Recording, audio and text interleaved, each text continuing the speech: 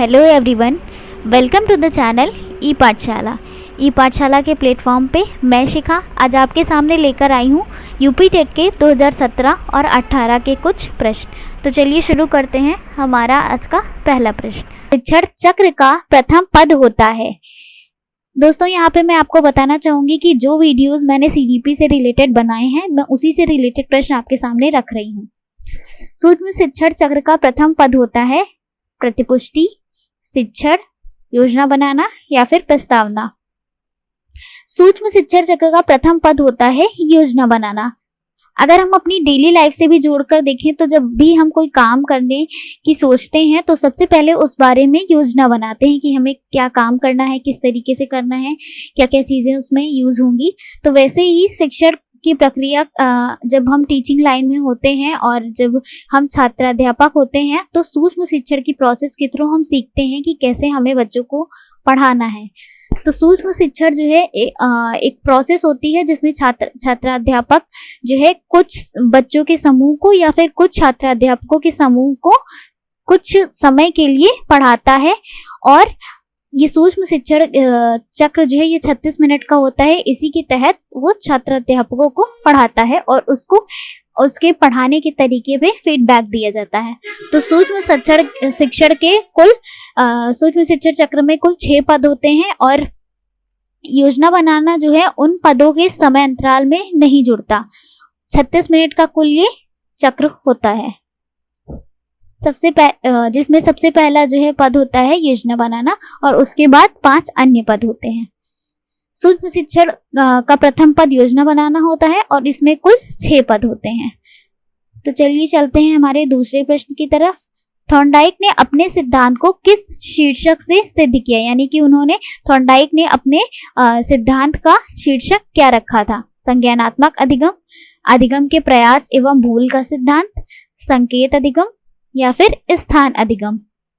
Thorndike ने अपने सिद्धांत का शीर्षक रखा था अधिगम के प्रयास एवं भूल का सिद्धांत, यानी कि सीखने का प्रयास एवं त्रुटि का सिद्धांत या फिर प्रयास एवं भूल का सिद्धांत।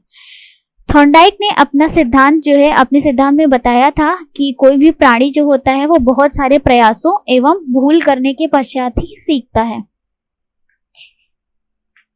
नेक्स्ट प्रश्न, निम्न में से कौन सा थॉर्नडाइक के अधिगम के प्राथमिक नियमों में शामिल नहीं है?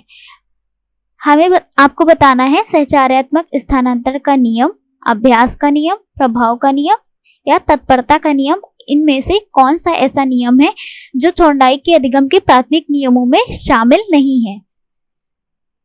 थॉर्नडाइक के अधिगम के प्राथमिक नियमों में सहचर्यात्मक स्थानांतरण का नियम शामिल नहीं है। थॉर्नडाइक ने मुख्यतः 2 प्रकार के नियम दिए थे। एक पहले नियम को मुख्य नियम तथा दूसरे नियम को गौण नियम कहा गया। तो अभ्यास का नियम, प्रभाव का नियम एवं तत्परता का नियम जो है वो प्राथमिक नियमों में आता है और सहचर्यात्मक स्थानांतरण का नियम जो है वो गौण नियमों में आता है। आइए चलते हैं हमारे अगले प्रश्न की ओर। अनुकूलित अनुक्रिया सिद्धांत किसके अनुकूलन पर बल देता है? यानी कि जो अनुकूलित अनुक्रिया सिद्धांत है वह किस चीज के अनुकूलन पर बल देता है? तर्क, व्यवहार, चिंतन, अभिप्रेरणा। तो अनुकूलित अनुक्रिया सिद्धांत जो है वो व्यवहार के अनुकूलन पर बल देता है। यानी कि जो अनुकूलित अनुक्रिया सिद्धांत है यह सिद्धांत पावलोव के द्वारा दिया गया और ये एक व्यवहारवादी सिद्धांत है, इसलिए यह व्यवहार के अनुकूलन पर बल देता है। अनुकूलित अनुक्रिया का सिद्धांत जो है वो पावलोव ने दिया था। तो चलिए चलते हैं हमारे नेक्स्ट प्रश्न की ओर। क्रिया प्रसूत अनुबंधन का दूसरा नाम है, यानी कि क्रिया प्रसूत सिद्धांत जो है उसका दूसरा नाम है। जो मैंने आपको इससे पहले सीडीपी के जो वीडियोस मैंने बनाए हैं उसमें मैंने जो भी सिद्धांत बताए हैं उसके अन्य नियम जो है वो शामिल हैं। उस वीडियोस में अन्य नाम जो है मैंने आपको सिद्धांत के बताए हुए हैं। बहुत सारे नाम होते हैं हर सिद्धांत के जो कि यूपी टेट, सी टेट और अन्य टेट के लिए बहुत उपयोगी हैं। तो आपने अगर वो वीडियोस नहीं देखे हैं तो ई पाठशाला के चैनल पे जाकर सीडीपी की प्लेलिस्ट खोलकर आप उसको देख सकते हैं। और उसके अलावा ई पाठशाला पर आपको बहुत सारे कंप्यूटर के और जीएस से रिलेटेड वीडियोस देखने को मिल जाएंगे और करंट अफेयर के भी।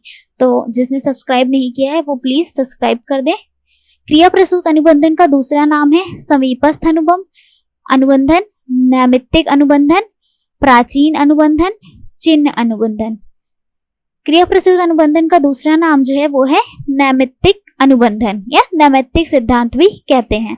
क्रिया प्रसूत सिद्धांत जो है वो स्किनर के द्वारा दिया गया था और स्किनर ने अपना प्रयोग चूहे पर व कबूतर पर किया था, जिसके बाद उन्होंने यह सिद्धांत प्रतिपादित किया था। तो चलिए चलते हैं हमारे अगले प्रश्न की ओर। ग्रंथियों के आधार पर व्यक्तित्व के विभिन्न प्रकारों की चर्चा किसने की है? यानी कि जो व्यक्तित्व टॉपिक है, व्यक्तित्व है जो उसको बहुत सारे मनोवैज्ञानिकों ने अपने अपने आधार पर, बहुत सारे आधारों पर उनको विभाजित किया है। किसी ने शरीर रस के द्वारा विभाजित किया है ना, और किसी ने ग्रंथियों के आधार पर किया। तो ऐसे ही बहुत सारे आधारों पर व्यक्तित्व को विभाजित किया गया है। तो आपको बताना है कि ग्रंथियों के आधार पर किस मनोवैज्ञानिक ने व्यक्तित्व को विभिन्न प्रकारों में विभाजित किया? क्रेशबर, युंग, कैनन, स्पेंजर। तो ग्रंथियों के आधार पर व्यक्तित्व के विभिन्न प्रकारों की चर्चा की है कैनन ने। ग्रंथियों के आधार पर कैनन ने बताया कि व्यक्तित्व कितने प्रकार के होते हैं। इसके अलावा क्रेशबर ने शारीरिक बनावट के आधार पर और युंग ने अंतर्मुखी, बहिर्मुखी और कुछ लोग उभयमुखी भी मानते हैं। हिप्पोक्रेटस ने शरीर रस के आधार पर व्यक्तित्व का वर्णन किया और इसके अतिरिक्त भी बहुत सारे मनोवैज्ञानिक हैं जिन्होंने व्यक्तित्व को विभाजित किया है कई भागों में। तो चलिए चलते हैं हमारे नेक्स्ट प्रश्न की ओर। निम्न में से कौन सा युग्म सही नहीं है? इसमें कुछ सिद्धांत और उनके प्रतिपादक के नाम हैं, जिसमें से हमें चुनना है कि कौन सा सिद्धांत और उसके प्रतिपादक का युग्म जो है वो सही नहीं है। सीखने का उद्दीपक अनुक्रिया सिद्धांत थॉर्नडाइक, सीखने का क्रिया प्रसूत अनुबंधन सिद्धांत बीएफ स्किनर, सीखने का क्लासिकल सिद्धांत पावलोव, सीखने का समग्र सिद्धांत हल। तो निम्न में से सीखने का समग्र सिद्धांत हल ये युग्म सही नहीं है।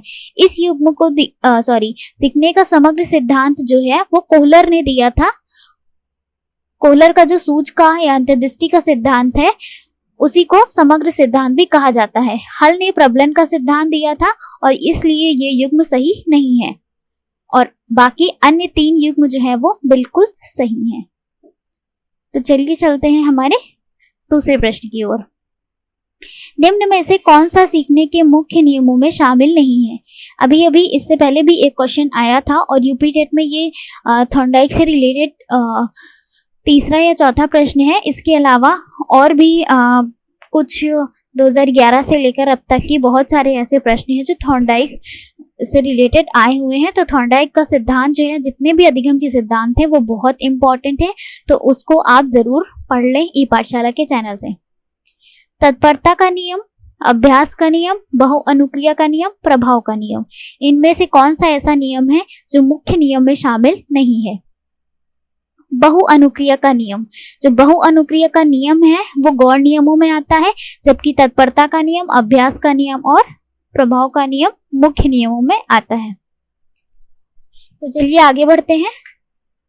नेक्स्ट प्रश्न है, विकास के परिणाम स्वरूप नवीन विशेषताएं और नवीन योग्यताएं प्रकट होती हैं। यह कथन किसने दिया?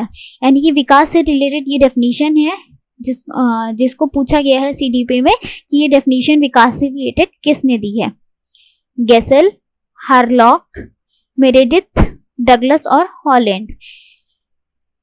विकास का जो ये डेफिनेशन है ये दिया है हार्लॉक ने। विकास के परिणाम स्वरूप नवीन विशेषताएं और नवीन योग्यताएं प्रकट होती हैं, यह कथन हार्लॉक ने दिया है। यानी कि हार्लॉक ने कहा है कि जो भी नवीन विकास होता है, जो भी विशेषताएं किसी भी व्यक्ति के अंदर नवीन विशेषताएं आती हैं, उसी को विकास कहते हैं। यानी कि विकास के परिणाम स्वरूप ये सारी विशेषताएं आती हैं। तो इस कथन को हार्लॉक ने दिया।